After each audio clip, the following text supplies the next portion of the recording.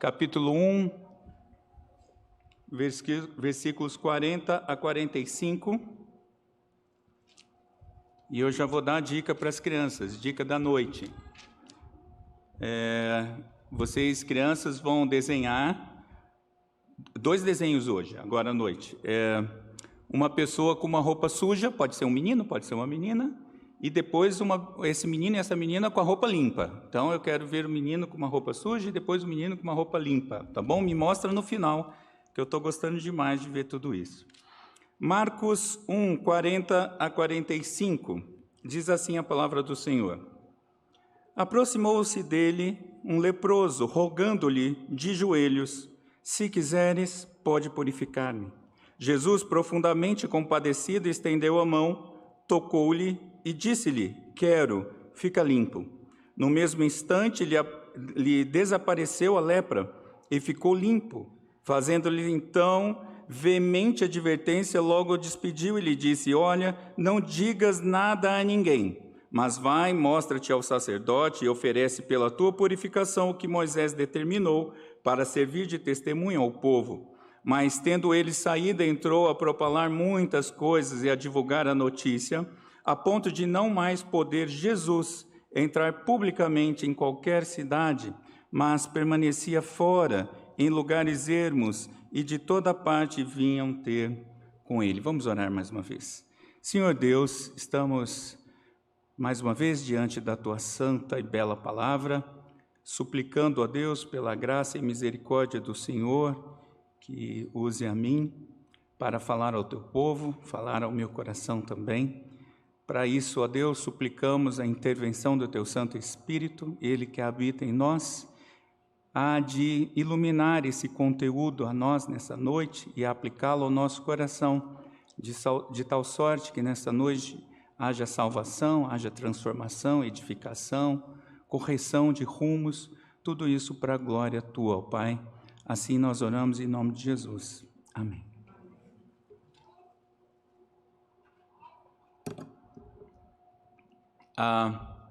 Em 1957, foi o ano do lançamento do sabão Omo no Brasil.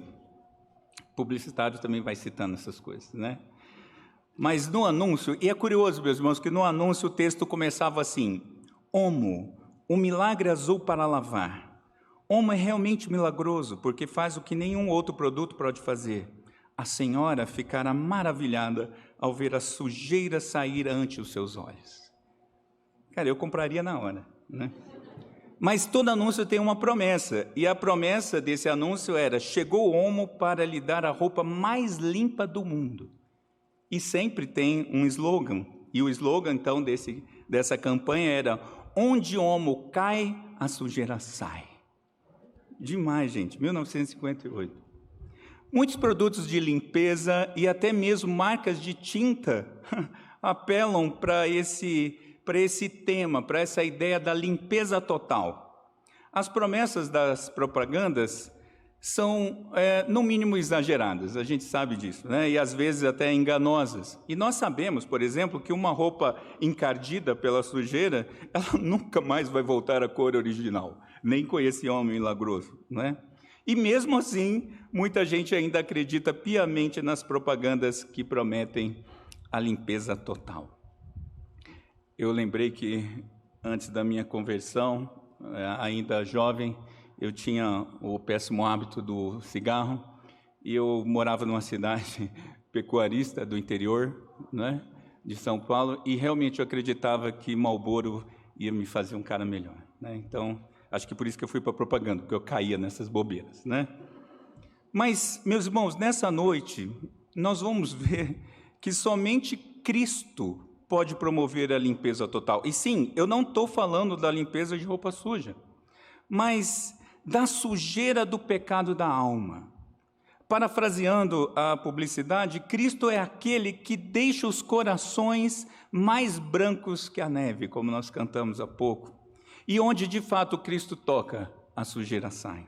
Nós vamos ver isso em 4 partes nessa noite. Nós vamos ver o contexto desse texto de hoje, a atitude e o pedido do doente, a limpeza total e um desfecho intrigante desse texto. Então acompanhe comigo na sua Bíblia, no seu aplicativo, versículo 40, no comecinho do versículo 40, diz o texto que um leproso se aproximou de Jesus.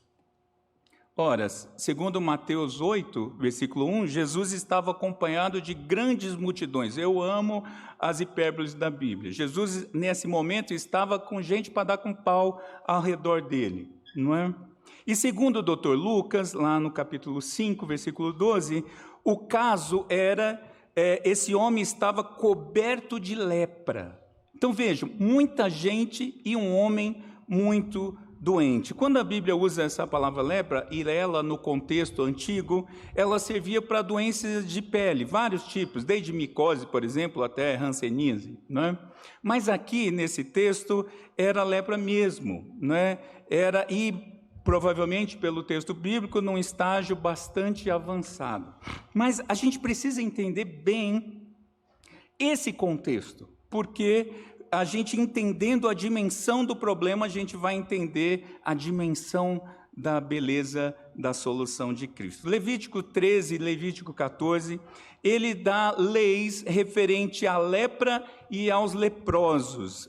O que tinha que se fazer num caso desse? Por exemplo, se alguém estivesse com sinais de doença de pele, sinais que pudessem apontar para a lepra, elas deveriam se apresentar diante do sacerdote Arão, ou dos seus filhos também sacerdotes. A lei estava dando a partir dali, e eles iam avaliando de 7 em 7 dias, e se eles constatassem mesmo que era lepra, o sacerdote declararia aquela pessoa impura, porque ela estava com lepra. E durante o período da enfermidade, veja, enquanto ele estivesse com essa doença, ele devia cumprir algumas orientações. Eu leio para você em Levítico 13, 45, dizia assim a palavra do Senhor: uma pessoa que sofrer de lepra ou outra grave doença contagiosa da pele, deverá, preste atenção como uma pessoa deveria se comportar: vestir roupas rasgadas, deixar os cabelos sem pentear, cobrir o rosto da boca para baixo e anunciar gritando: impuro, impuro. Se você estivesse assim nessa situação, você tinha que contar para todo mundo a sua miséria. Você não podia se aproximar de ninguém.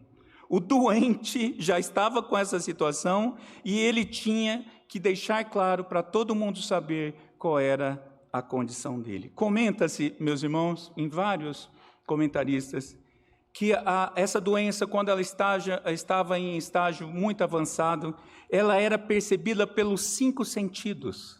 Como assim? Você via a má aparência, você sentia o odor das feridas, você, obviamente ninguém tocava, mas poderia pelo tato perceber a condição que a pessoa ia chegando. Você ouvia a doença, sim, porque a pessoa ia tendo as cordas vocais, toda essa parte carcomida e a voz ia ficando rouca. E você também, o odor era tão forte que aquilo trazia algum amargor à boca. Então, uma pessoa nessa situação era absolutamente desprezada. Essa doença também foi considerada como um sinal do pecado. Eles foram entendendo isso com o passar do tempo, porque afinal de contas, na história bíblica, Miriam, Gease, Uzias experimentaram dessa doença por conta do pecado e eles foram fazendo essas associações. Tem um comentarista chamado Paul que ele diz assim: a aparência do doente era tão repugnante que nas circunstâncias daquela época não havia como não ver nela um castigo do céu. Era tão feia a realidade que as pessoas só chegavam a uma conclusão: tem algo errado na vida dessa pessoa. Diziam os textos da época que um sacerdote judeu, ele dava, se ele encontrasse um leproso, ele dava o seguinte conselho: vá, examine-se e converta-se. Era certeza que alguém com lepra estava em pecado. Também nas leis rabínicas, era obrigado a manter um isolamento social. Já tinha isso naquela época, era mandado uma distância de 4 côvados, ou seja, 1,3 metros de distância. Se alguém tiver... Isso quando não tinha vento, porque se o tempo mexesse um pouco, isso passava para 100 côvados, 32,5 metros. Você não podia chegar perto de alguém assim. E dependendo do quadro, uma pessoa com essa doença, ela já era considerada morta, um morto-vivo, um zumbi apenas esperando, agonizando pelo fim. Alguns comentam que era dada uma declaração de impureza, às vezes por meio de um ofício fúnebre. A pessoa ainda não morreu, era feito um ofício fúnebre, porque daquela não voltava, e a partir disso os bens poderiam ser partilhados, porque é certo, vai morrer. Para outros, a situação era tão grave que, se alguém fosse curado, era considerado ressuscitar, voltar dos mortos. Esse é o quadro. Quais as consequências daquela situação? Afastamento do culto a Deus, afastamento da família, afastamento da comunidade, porque, como dizia Levítico 13:46, eles deviam morar fora do arraial, e eles começavam a viver em cavernas ou em grupos fora da cidade, todos aqueles que tinham essa doença. E não bastasse isso, não bastasse as dores físicas, eles tinham a dor moral dessa sensação toda e a dor espiritual, porque afinal de contas estão afastados do culto a Deus, da religiosidade. Agora, se uma pessoa ficasse boa, eles tinham ainda algumas cerimônias ao longo de 8 dias, com derramamento de sangue, sangue de aves, sangue de cordeiros, além de oferta de comida e oferta de azeite, porque haveria que se agradecer e reconhecer que foi o Senhor que limpou do pecado e da culpa. Tudo isso em Levítico 13:14.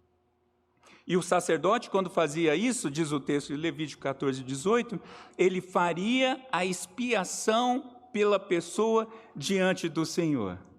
Ele fazia isso, essa intermediação, que era o papel sacerdotal, e depois essa pessoa, então, finalmente ia sendo declarada limpa.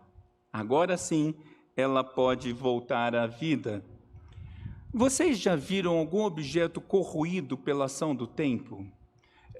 Talvez se você já tenha mergulhado, visto as coisas de metal no fundo do mar, ou mesmo o apodrecimento de um material orgânico, como aquilo vai se desfazendo, e quando você olha para aquilo, você tem uma certeza, não volta mais, não tem mais jeito de voltar à forma original, ficaram marcas indeléveis, ficaram marcas indisfarçáveis, porque não tem mais volta. Essa era aquela condição daquele homem, não tinha mais volta para ele. E, meus irmãos, a primeira aplicação, então, para nós nessa noite é que todos nós somos acometidos por um tipo específico de lepra, o pecado.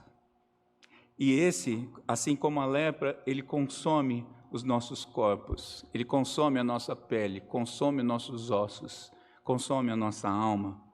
E ela alcança, então, como diz Ryle, a natureza do coração, a vontade, a consciência, o entendimento, as memórias, as afeições, o pecado vai consumindo tudo. E a nossa impureza, o nosso pecado, ele é percebido de longe por Deus, porque ofende a sua pureza, ofende a sua santidade absoluta. E ao nascermos, conforme lemos aqui no Salmo 51, nós já somos gente totalmente impura, gente que contamina outro, gente que é destiná-la ao isolamento espiritual e principalmente à morte líquida e certa e eterna. Quando nós nascemos, nós somos assim. Aliás, resta para nós apenas uma coisa: gritarmos com todo o nosso coração para todo mundo ouvir: impuro, impuro. Enquanto a gente espera a morte chegar.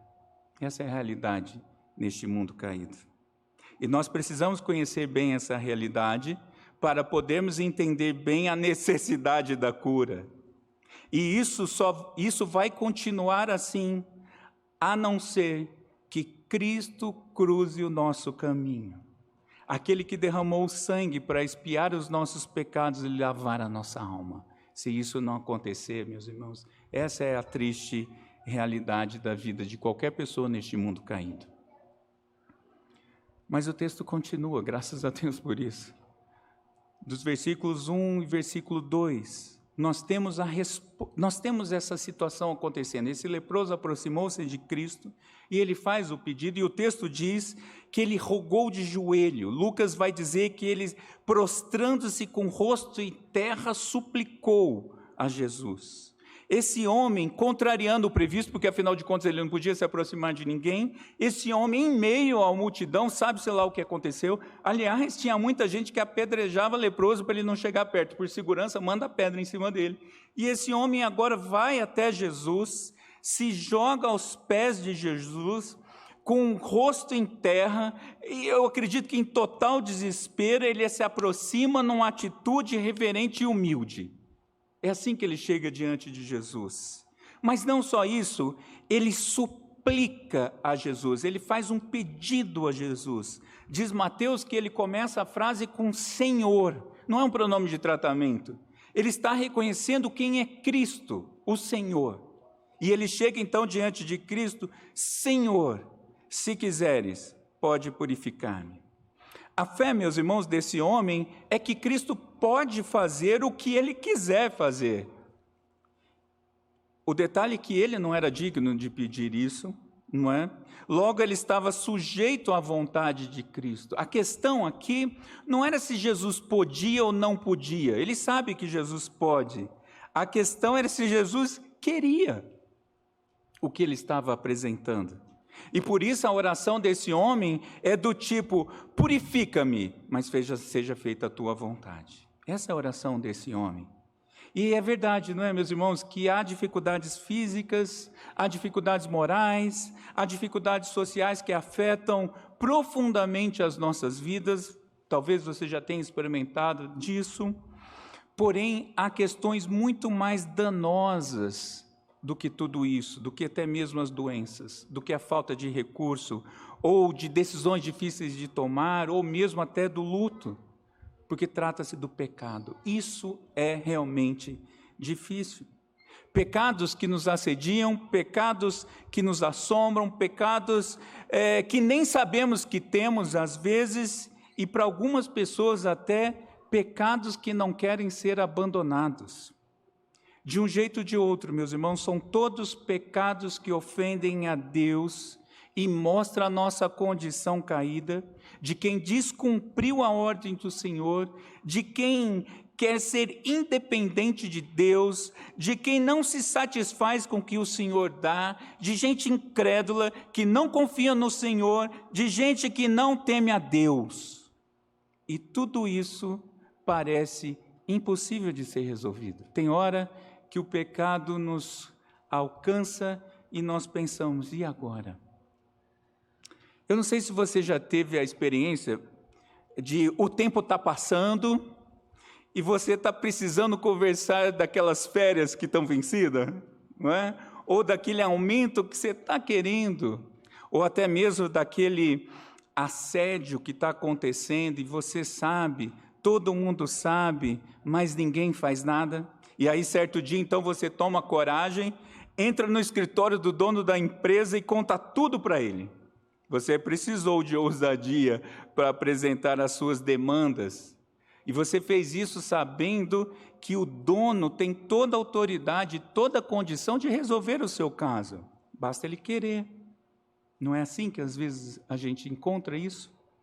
Nós também, meus irmãos, devemos agir assim como o homem do texto.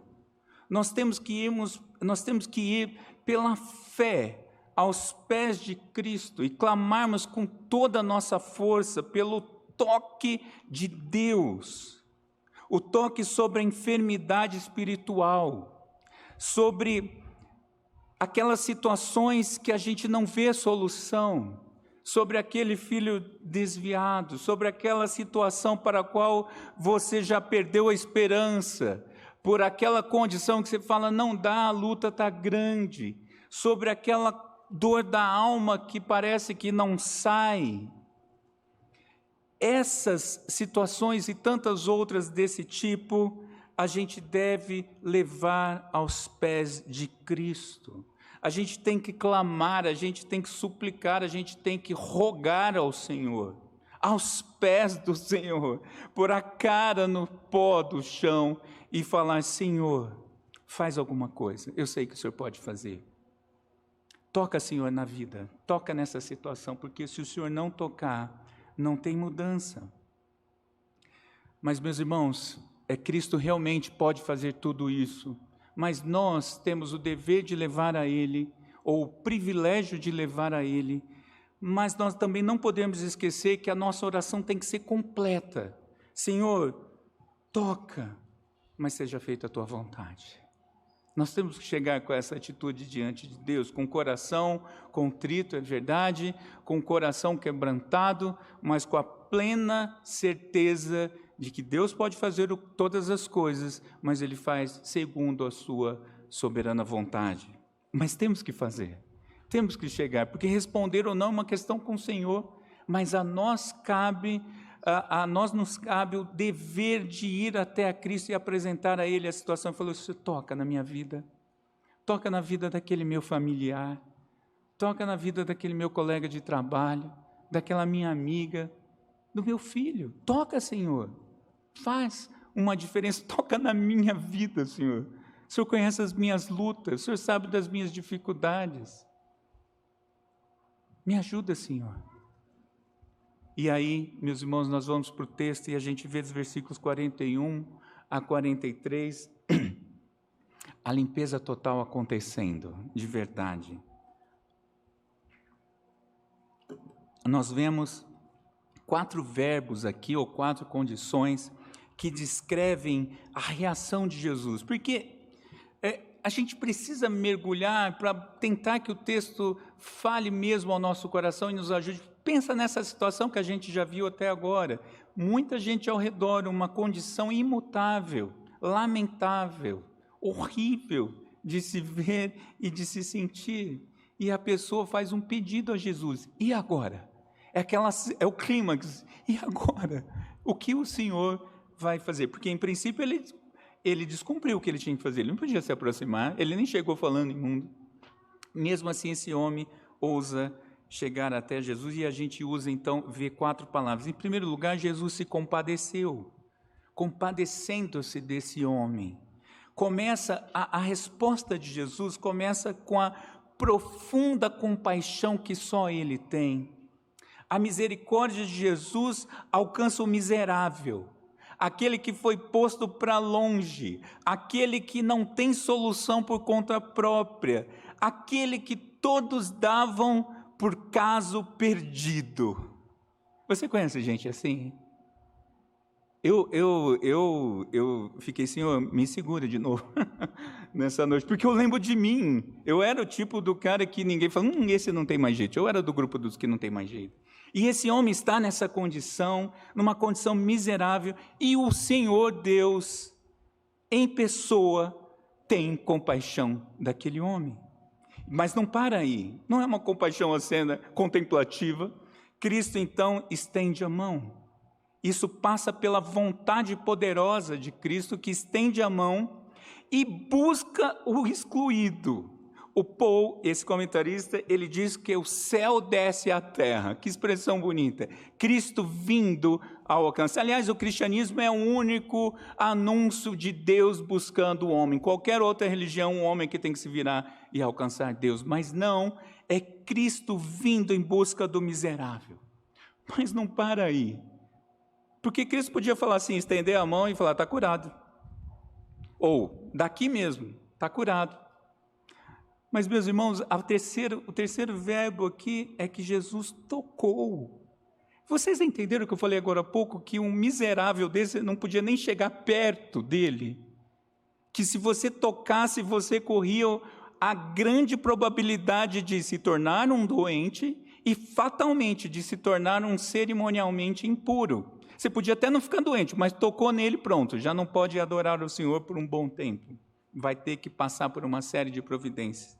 Mas Jesus, com o seu toque purificador, rompe a barreira do legalismo, daquele legalismo judaico mundano, e Cristo rompe com aquilo que é humanamente impossível. Cristo toca na vida daquele homem. com um espaço que é intransponível. Ninguém faria isso, mas Cristo sim. E por último, Cristo fala. Até agora a gente só está vendo a ação, mas agora Cristo fala e ele diz: Senhor, me cura. E o que Cristo fala? Quero ficar limpo. Termina essa ação de Cristo com uma declaração amorosa do próprio Deus em pessoa. Eu quero ficar limpo. E o que acontece após isso, meus irmãos? Qual o resultado dessa cena fantástica? Em primeiro lugar, é um resultado imediato, diz o texto, que no mesmo instante desapareceu a lepra. Veja, não começou um processo de cura, não foi feito um tratamento, tipo, vai passando tal coisa e a gente vai ver. Não, imediatamente esse homem ficou curado.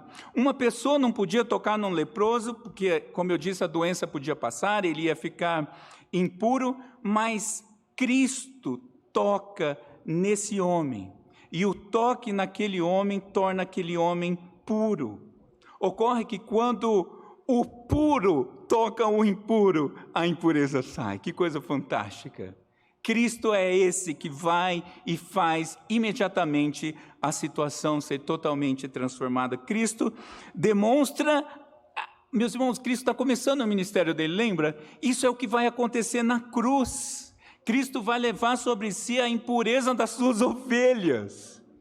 Aqueles que estão destinados ao inferno, Cristo vai levar sobre si as nossas enfermidades. Isso é um sinal aqui da obra que está para conhecer pouco tempo depois, alguns poucos anos depois.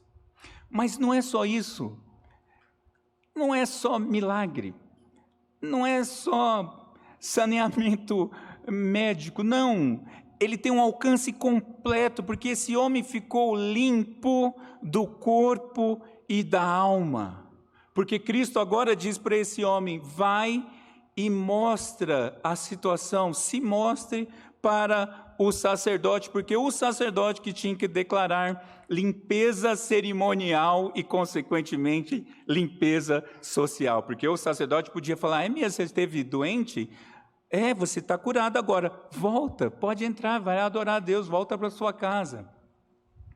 Porque não há limite, meus irmãos, para o toque de Cristo. Quando o Senhor age, nada pode deter o Senhor. Quer alguém mais cego do que Saulo de Tarso, que mandava matar os crentes, e o Senhor o alcança?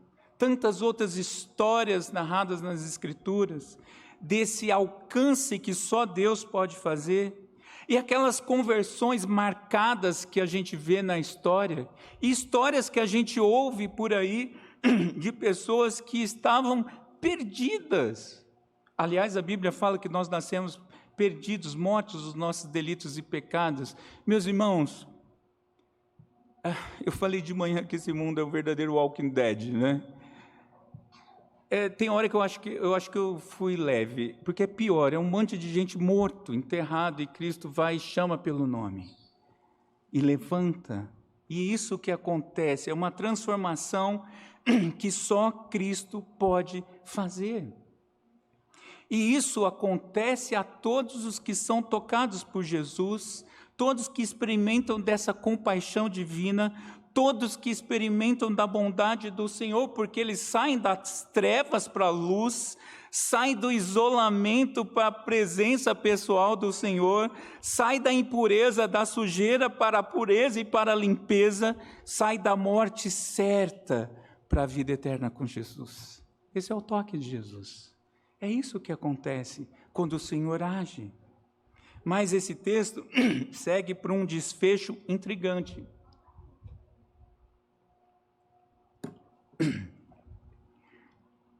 Eu comecei com uma publicidade, né? Eu fiquei pensando, se fosse o bobão aqui, ia falar: agora conta para todo mundo e mostra como eu sou bom. Mas o que Jesus diz?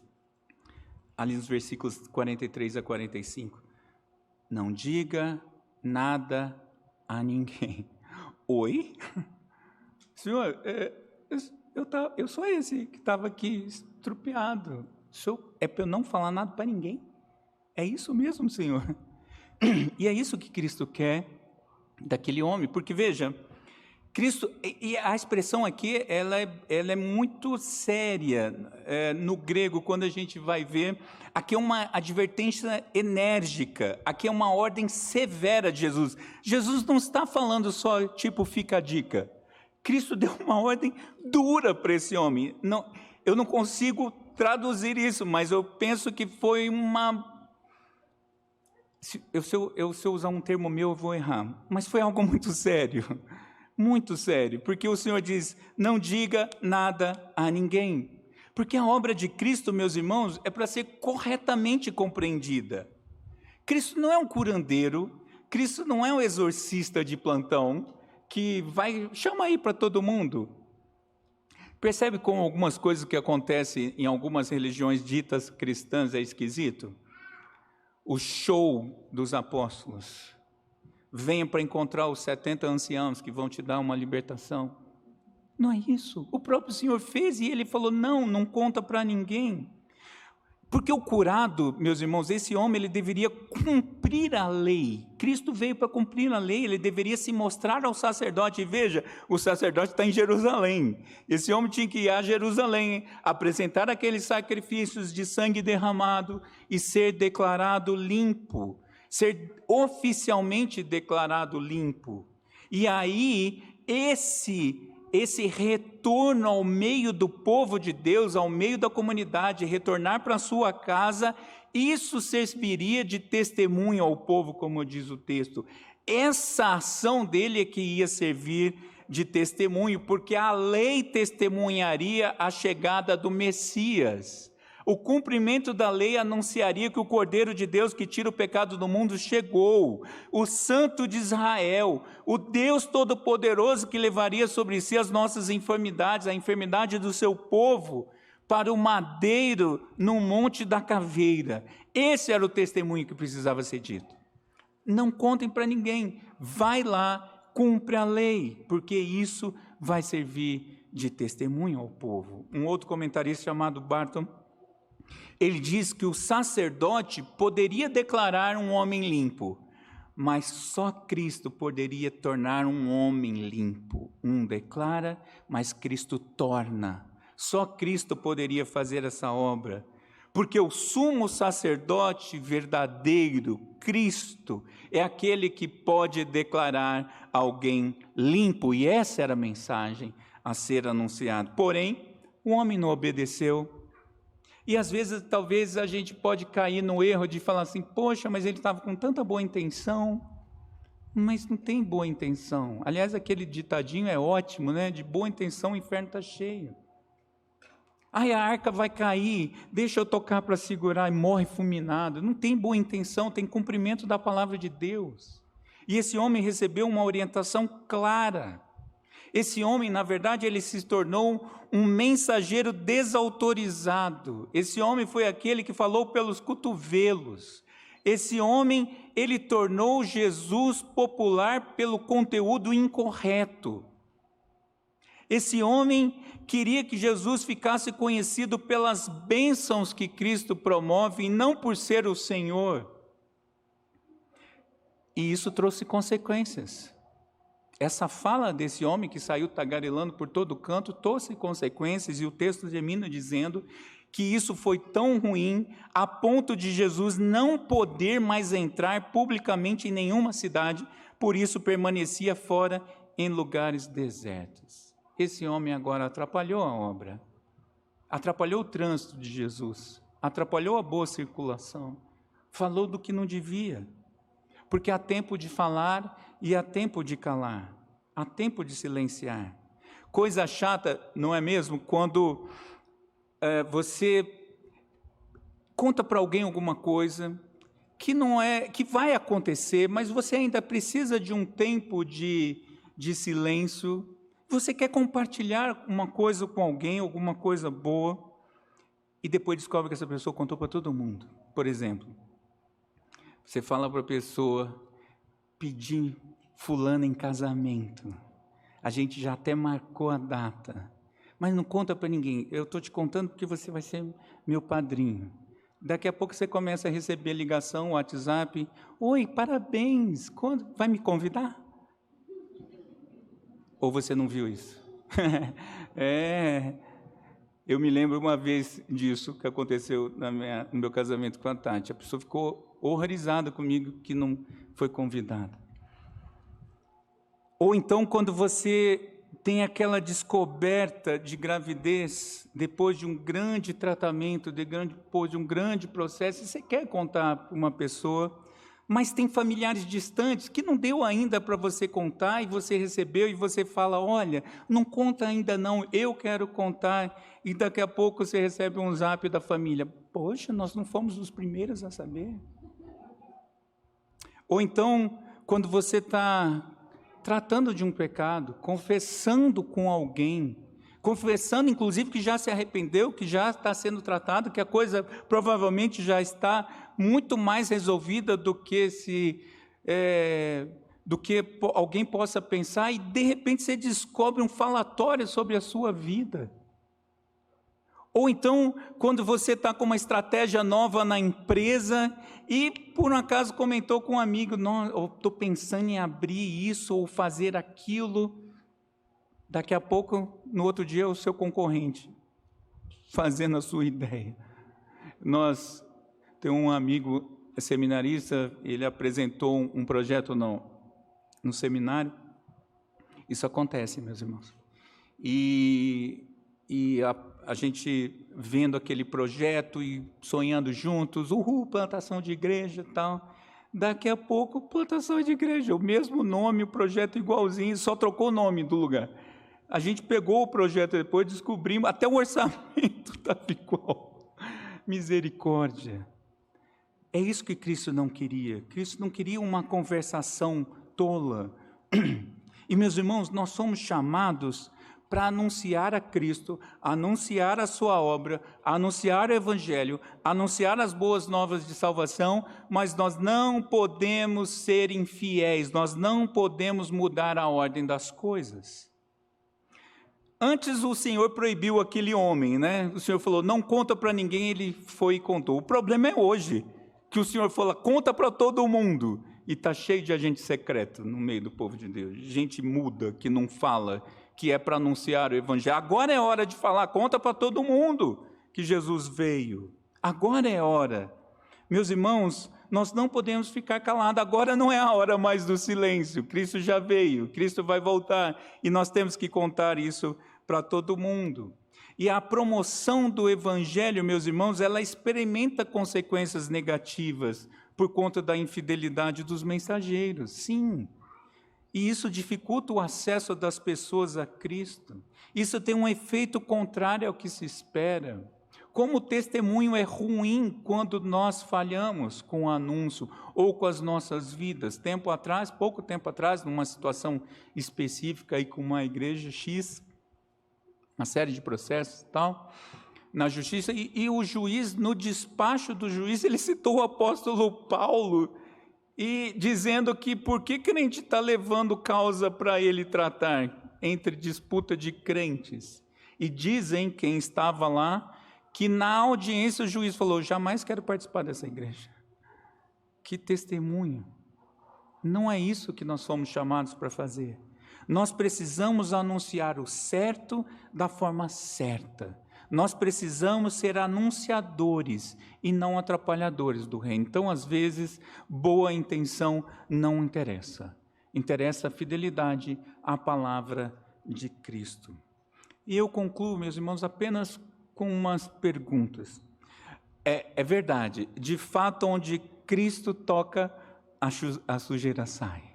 Onde Cristo toca, a limpeza é completa e é conhecida, a nossa vida é transformada, o miserável abandonado é alcançado e agora ele vira até pastor. Quando Cristo toca, as pessoas são mudadas, são tiradas daquela vida e trazidas para a nova vida como servos do Senhor. É verdade essa mensagem. Glória a Deus por isso. Mas há alguém aqui precisando que a alma seja, um pastor falava isso, eu acho fantástico, que a alma seja alvejada, lavada e centrifugada pelo sangue de Cristo. Há alguém aqui nessa noite? Se sim, Essa é a mensagem da salvação para você, porque Cristo pode mudar a sua vida. Há alguém aqui que precise da mediação do sumo sacerdote, Cristo? O que você tem para apresentar a Cristo? Pois eu vou te dizer, pela fé, apresente-se a Cristo, apresente a sua petição de forma reverente e confiante, suplique pelo toque de Jesus. Nós temos doutrinas ruins que nos cercam, tem até doutrina que diz que a gente não pode chegar muito para Cristo, para isso tem uns santos intermediários, isso atrapalha. E tem pior ainda, tem doutrinas nos nossos dias que Deus não se importa. Deus existe? Ok, existe, mas o mundo está indo. É o teísmo aberto. Não, Deus está aí, mas toca a sua vida. Eu acho que já contei isso, não me lembro, mas uma família me procurou um tempo atrás, ano passado, se eu não me engano, tinha falecido, a mãe perdeu um filho, um pouco mais novo que eu, Covid, naquele momento terrível, junto com a filha, procuraram um pastor específico para se aconselhar, e a grande pergunta era, e agora? E por quê? As perguntas que a gente faz no momento do luto, da dor, e o pastor disse para ela assim, Deus não está nisso. Isso foi uma fatalidade. Misericórdia, que conselho é esse? Porque não conhece Cristo, porque não sabe da mediação de Cristo, não conhece o toque de Cristo, não conhece quem é a pessoa de Cristo, mas nós conhecemos. E você nesta noite, neste dia, pode apresentar a sua causa a Cristo. Não há causa impossível para o Senhor. Mas ainda tem uma pergunta. Há alguém aqui que não esteja envolvido com a proclamação da obra de Cristo? Pois eu preciso te dizer, a seara é grande e os trabalhadores são poucos.